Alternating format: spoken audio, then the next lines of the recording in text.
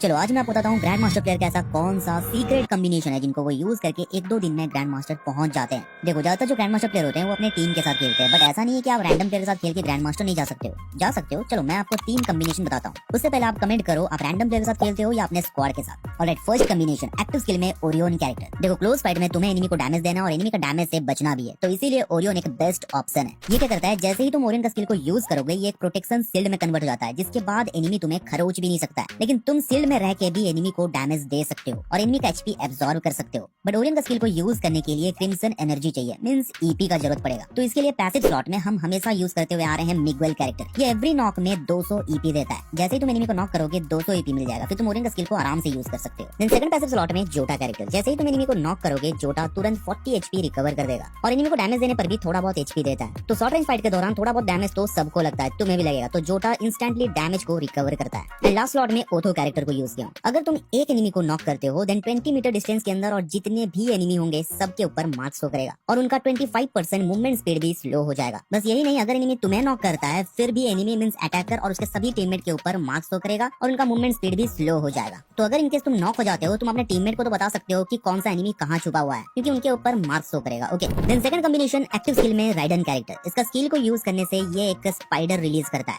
और अगर स्पाइडर के 5 मीटर रेडियस के अंदर कोई आता है तो स्पाइडर उस एनिमी को पकड़ लेता है। देन एनिमी का 80% स्पीड रिड्यूस हो जाता है और 10-10 एचपी करके 4 सेकंड में 40 एचपी भी रिड्यूस होता है और 4 सेकंड के बाद स्पाइडर एनिमी को रिलीज कर देता है। तो आपको जो भी करना है वो 4 सेकंड के अंदर ही करना पड़ेगा। ओके, और हाँ सबसे बेस्ट चीज क्या है, राइडन का स्किल को 2 बार यूज कर सकते हो। ये तो था राइडन का स्ट्रेंथ। हाँ कुछ वीकनेस भी है इस कैरेक्टर का। पहला वीकनेस है अगर कोई स्पाइडर के ऊपर फायर करता है तो स्पाइडर डिस्ट्रॉय हो जाएगा। तो जब भी तुम राइडन का स्किल को यूज कर रहे हो थोड़ा सोच समझ के यूज करो, दिखा के यूज मत करो, वरना एनिमी 1 सेकंड में स्किल को डिस्ट्रॉय कर देगा। तो स्किल को हमेशा अनएक्सपेक्टेड टाइमिंग में यूज करना है। देन सेकंड वीकनेस है skill blocking character, for example A124 Joseph character. इनसे बचना इम्पॉसिबल है। अगर सामने वाला A124 का स्किल को आपके ऊपर थ्रो करता है तो आपको 20 सेकंड वेट करना पड़ेगा और कोई ऑप्शन नहीं है। और अगर बात करें जोसेफ यूजर का, अगर राइडन का एक स्किल से वो बच जाता है तो दूसरा स्किल से तो नहीं बचेगा। जैसे ही एनिमी स्पाइडर में फंसता है वो पूरा फ्रस्ट्रेट होता है, इरिटेट होता है और अपना पेशेंस को लूज करता है। महात्मा गांधी का एक लाइन है, to lose patience to lose the battle. Patience lose कर रहे हो मींस तुम गिव अप कर रहे हो, अपने आप को सरेंडर कर रहे हो। देखो ये तो गेम है, लेकिन रियल लाइफ में भी कभी गिव अप नहीं करना है, फाइट करना है। ओके, तब जाके तुम बैटल जीत सकते हो। अरे अरे अरे मैं तो ज्ञान पिलने लगी।